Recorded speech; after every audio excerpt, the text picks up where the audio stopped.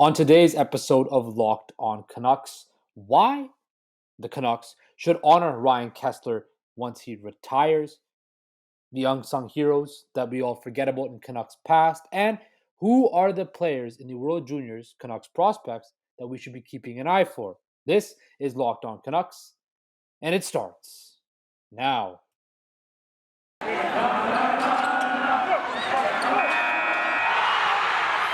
You're Locked On Canucks, your daily podcast on the Vancouver Canucks. Part of the Locked On Podcast Network, your team every day. Hello, everybody, and welcome to Locked On Canucks, this show that keeps you locked in on all things Vancouver Canucks. I'm your host, Justin Pooney. I hope you guys are doing well. I'm back. I had a little bit of a vacation. We traveled up to the Okanagan, Kelowna, spent a couple days up there. Tried to get my tan on, enjoy the lake, and just kind of escape from the sports world for a couple of days. But there was a lot of news that dropped while I was away. Of course, Jonathan Huberdeau signed a brand new extension with the Calgary Flames. Mackenzie Weegar as well. So it looks like the Calgary Flames will be relevant. Will they be as good as last year? Well, we'll have to wait and see. But this is not a Calgary Flames show. This is Locked On Canucks.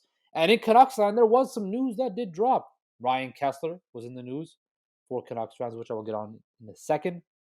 We're going to continue on. I did the greatest Canucks, my top 5 Canucks of all time, the last episode.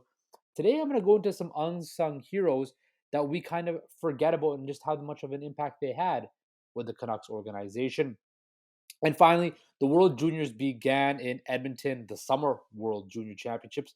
So I'm going to give you guys 3 prospects of the Canucks that will be playing in that tournament and what we should look for from those 3 prospects. But first, of course, we're going to talk about number 17, RK17, Ryan Kesler, who, of course, over the past weekend, posted a comment under Kessler's Instagram post of him scoring against Carey Price, basically saying that he should sign a one-day contract to fully retire with the Canucks. And Kessler responded to call the Canucks, let's go. So that kind of popped off on social media, and I kind of put a tweet out there saying, you know, he does deserve to get honored by the Vancouver Canucks because, as I said before, he's one of the greatest Canucks who ever played for this franchise. And then a lot of people were like, well, he wanted to trade, he requested out, he did this, he didn't want to be here, he was surly with the media, he wasn't a nice guy. Well, Ryan Kesler was not a nice guy on the ice or off the ice. But on the ice, that's what made him such a dominant player at his peak, where he scored 41 goals, won the Selke Trophy, was the motor of that Canucks franchise for those years. Yes, Henrik and Daniel Sedin were the best players and the leaders, but Ryan Kesler was the emotional leader and the engine of the Vancouver Canucks. Ryan Kesler, for whatever people want to say about him off the ice, on the ice, was a dominant force. Canucks don't make it to the Stanley Cup Finals without Ryan Kesler. Canucks don't come close to winning back-to-back President's Trophies without Ryan Kesler. So that argument there is flawed. People were like, well, he wanted out. Well, Roberto Luongo wanted out. Pavel Bure wanted out. Pavel Bure, once he got into the Hockey Hall of Fame, got his number retired by the Vancouver Canucks. Roberto Luongo, we all know, will get his number retired by the Vancouver Canucks. Sure enough. It's going to happen whether you like it or not. Roberto Luongo's number 1 is going to be in the rafters. And somebody tweeted at me about that, well, Luongo's not honored. Well, I'm already given the fact that Luongo will be honored by the organization, because if they don't honor him, it's one of the dumbest mistakes they could ever make. So the Canucks are not that stupid to not honor Roberto Luongo. But Ryan Kesler, you cannot tell the story of this franchise without talking about Ryan Kesler in 2011 playoff series against Nashville. Now, I'm not saying that he should get his number 17 retired. I'm not saying that, but he certainly deserves to be in the Ring of Honor with the likes of Alex Burrows, Kirk McLean, Thomas Gradin, Orland Kernenbach, Matthias Olin, Harold Snaps, right? Kessler, played 665 career games with the Vancouver Canucks over a 10-year span. Scored 182 goals, 393 points, surpassed the 70-point plateau twice. Was a 3-time Selke finalist, of course, 1-time winner. And Like I mentioned, he was a catalyst of the Canucks during that time where they were the best team in the NHL. They were cup contenders, and it was the most sustained period of success they had in this organization. When I look at this, and when I say Kevin Bieksa, his good friend during those things, said before, before COVID started, he was planning on signing a one-day contract to retire with the Vancouver Canucks. It absolutely should be a thing because these players were integral parts of this franchise, and the franchise should reciprocate that and remember their past because, let's face it, the immediate past has not been that good. Ever since Kessler and Bieksa left Vancouver, this franchise has not been the same. So these guys came up. These guys not only just came here, these guys were products of the Canucks organization. They came up through the minor leagues, through the Manitoba Moose. They came under Mark Crawford. They started with Elaine Vigneault. They were the part of the foundation that was the greatest Canucks team that ever lived. Whether you like it or not, disagree or not, the facts are the facts, Jack. The 2011 Vancouver Canucks were the greatest Canucks team of all time.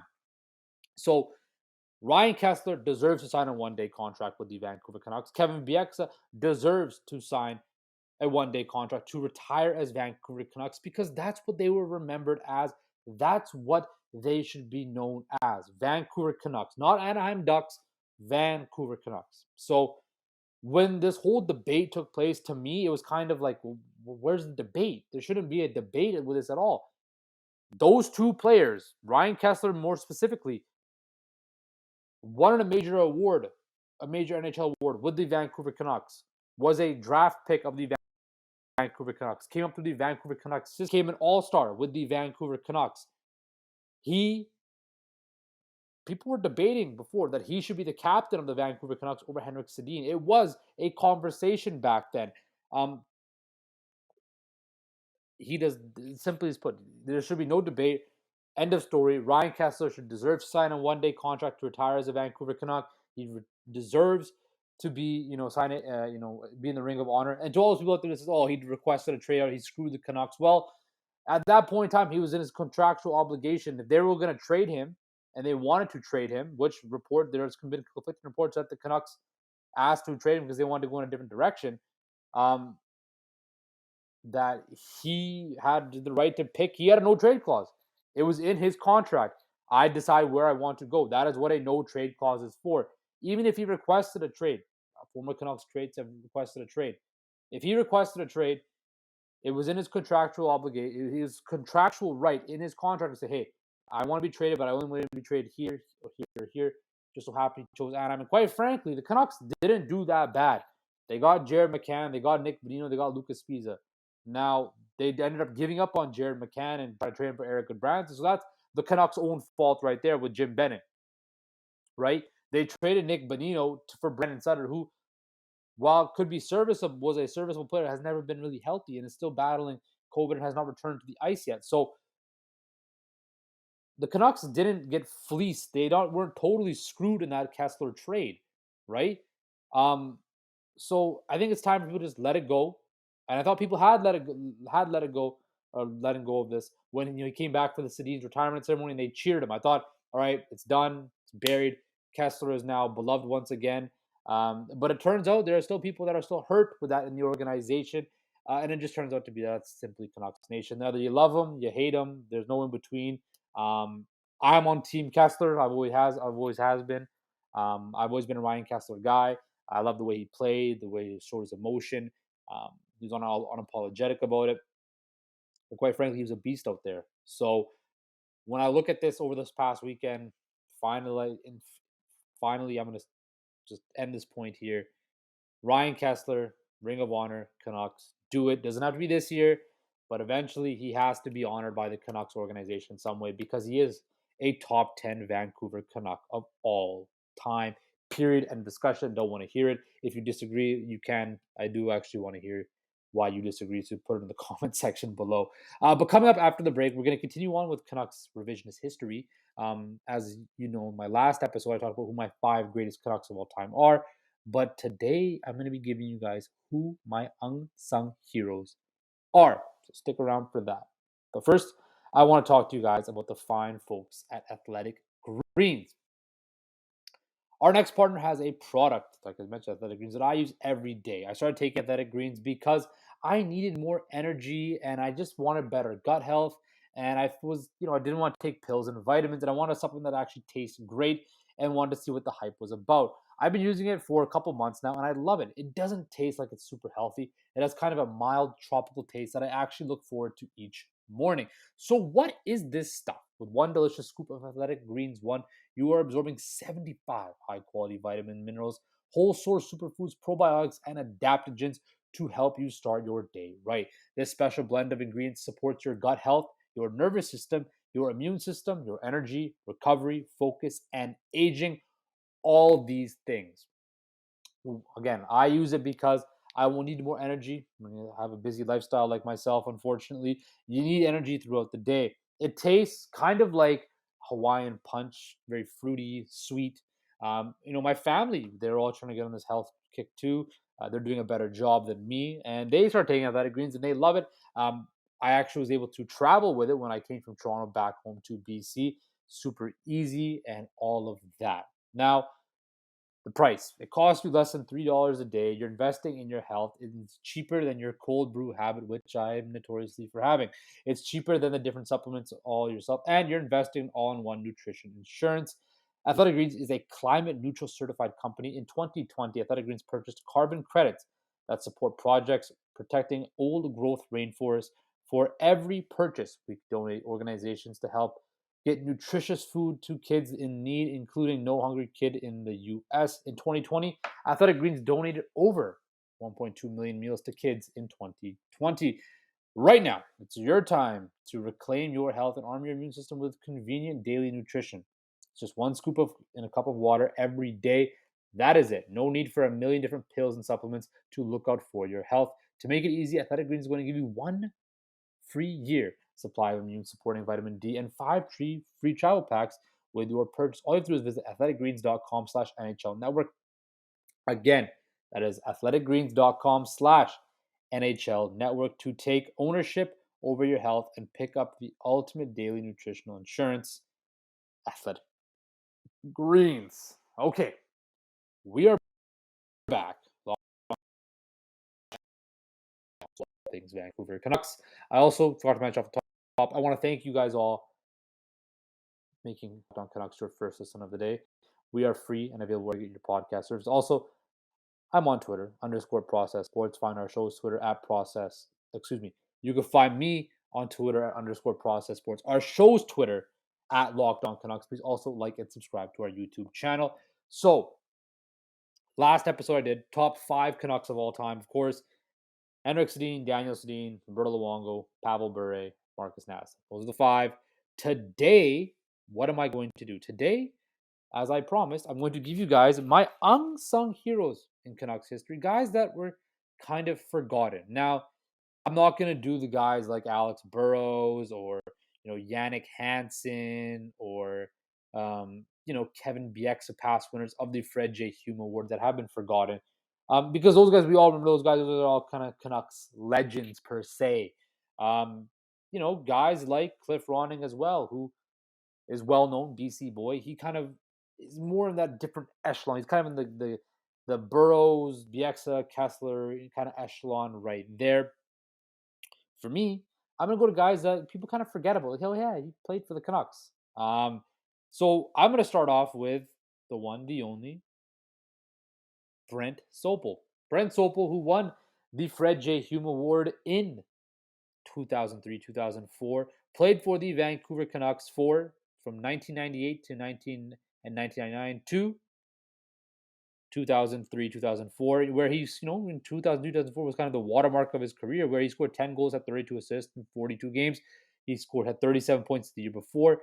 When I think of Brent Souple, yes, many people make fun of his injury where he coughed and picked up a cracker and injured his back. But Brent Souple was a solid defenseman for the Vancouver Canucks who played big minutes under Mark Crawford, who was a guy that, wasn't going to woo you with anything, but he was a sturdy defenseman for the Vancouver Canucks that featured the likes of Matthias Olin, Ed Jovanovski, Brent Souple, Sammy Sallow, who I'm going to get into after this. Sammy Sallow was definitely an unsung hero for the Vancouver Canucks, where let's think with Brent Souple, just a solid puck-moving defenseman that was able to just be a calming influence on the back end during those years. And I think a lot of people forget about Brent Souple. They remember him winning the cups, winning a cup with the Chicago Blackhawks.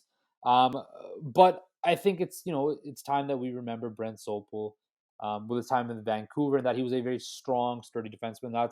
He spent most of his career in Vancouver anyway. So Brent Souple. Then we're gonna go to another defenseman named Sammy Sallow.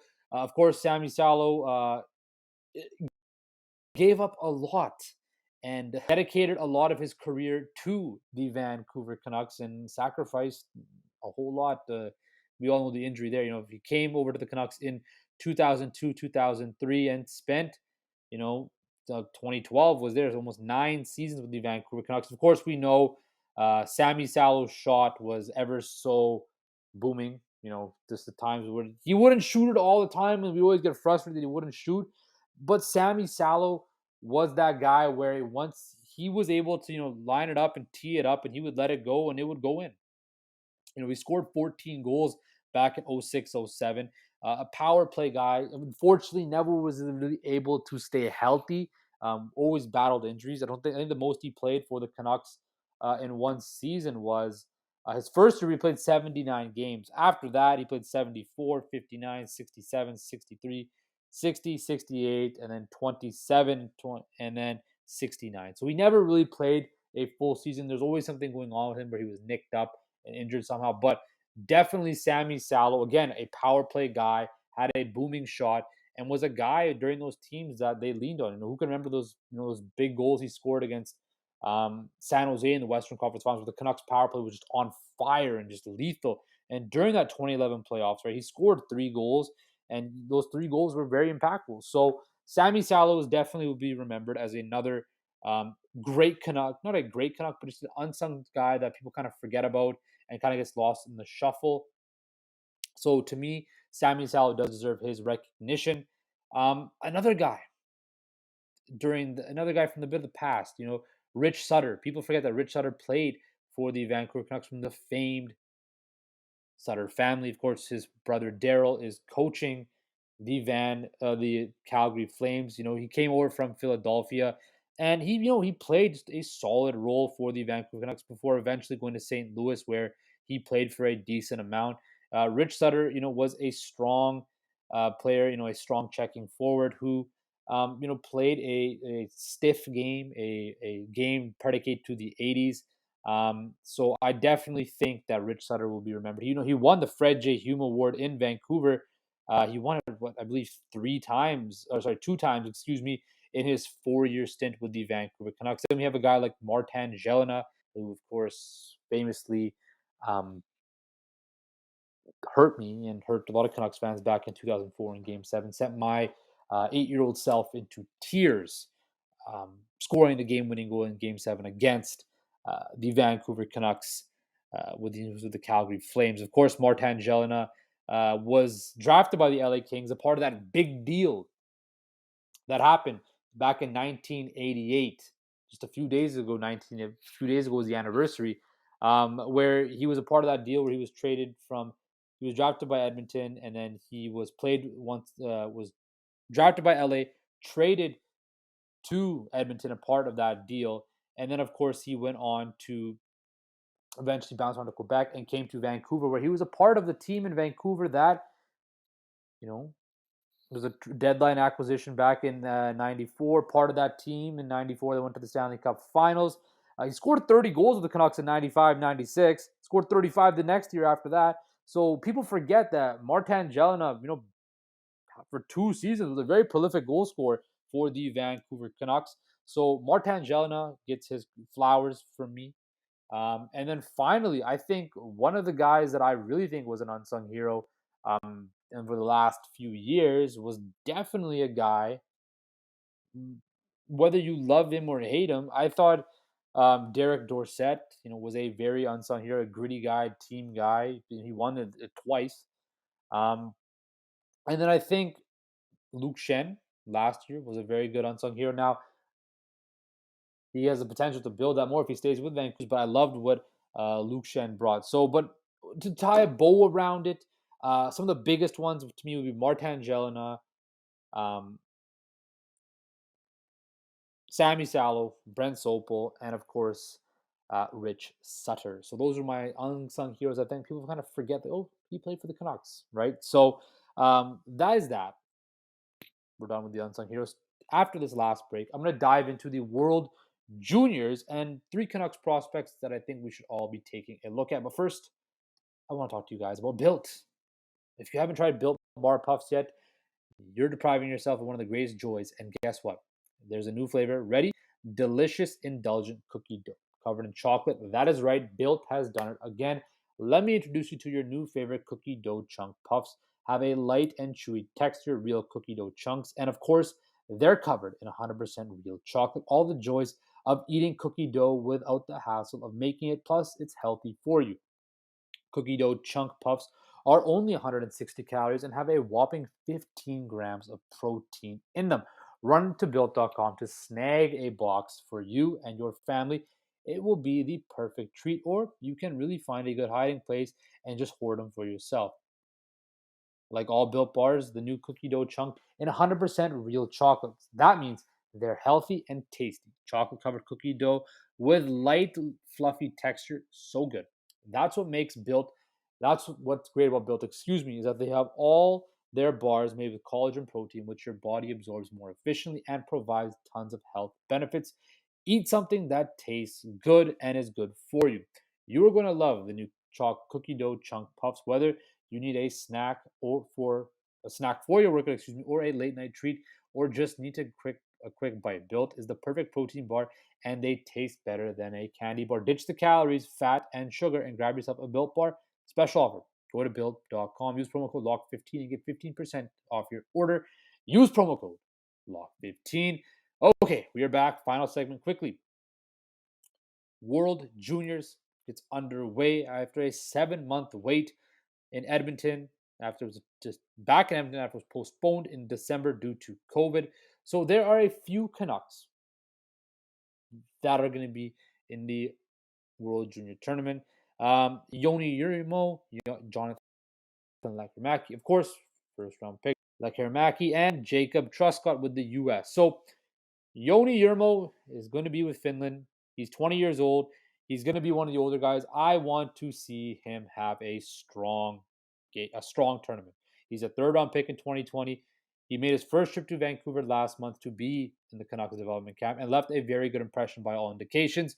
Chris Higgins was quoted as saying he's a strong, powerful skater with size. He's 6'4". So in this tournament, I expect him to be, as being an older player, to prove that he is a dominant force in this tournament. I expect him to play very well with this Finnish team, and I want to see him, because he's going to be in the Finnish Liga after this, and I want to see him build confidence going into that Finnish season. I want to see him dominate. I want to see him be a physical force out there, and I want to see him play big minutes for Finland. Then, of course, we have Jonathan Lakerman, who just turned 18. He, of course, was the first-round pick and will be the youngest player on Team Sweden. I'm not going to expect a whole lot from the youngster. Again, this is a under 20 tournament, so there's going to be the older guys who are going to get a lot of the shine and luster. But I want to see how he plays with those older guys and those bigger players because, as I mentioned, eventually he's going to have to make the jump to the NHL. So I want to see how he fits in to Sweden's plans, how they deploy him. The under-18s World Championships in April last year, he led the tournament scoring with 5 goals, 10 assists in 6 games. And he had a 4-point game in the gold medal game, so the kid's clutch. I want to see how, again, playing against especially teams like Canada and the U.S., so they're going to play the U.S. in the preliminary rounds. Those heavier teams, how does his body hold up? How can he handle that physical style game that the North American kids will play? I want to see how he can withstand that and how he fits into that. So that's what I want to look at for Jonathan Lakerman. And of course, Jacob Truscott, who is 20 years old, played his way onto this team. He's a 5th rounder. He played on a pairing with top prospect Luke Hughes last year at the University of Michigan, and they could actually play together in Edmonton. Chris Higgins, again, when he was talking about it, said he was a reliable effective defensive player. He's dedicated his game. He played 17, he scored 17 points last year with Michigan. I expect this U.S. team to be very good once again. I want to see how Jacob Truscott, again, plays in those high-pressure games because the U.S. will be in those big games. They just always are. So how does he play in those big moments, and how does he, um, if he, is he mistake-prone? Is he, is he as a driver and force from the back end? How does he play? If he plays a safe, smart game, I think that'll be very key as well. So those are my thoughts on the 3 Canucks prospects looking at the World Juniors that again kicked off today. So we will be continuing to check in on the World Juniors throughout the tournament and how those Canucks prospects are doing. That is all the time we have for today on Locked On Canucks. I want to thank you for making Locked On Canucks your first listen every day. For your second listen, take a listen to Locked On now. Locked On NHL, where Locked On experts give you a daily 30-minute podcast on all things NHL all year long. Stay up to date and everything in the hockey world. Locked On NHL, your daily 30-minute podcast. Take care, guys. Stay safe. And I will talk to you tomorrow.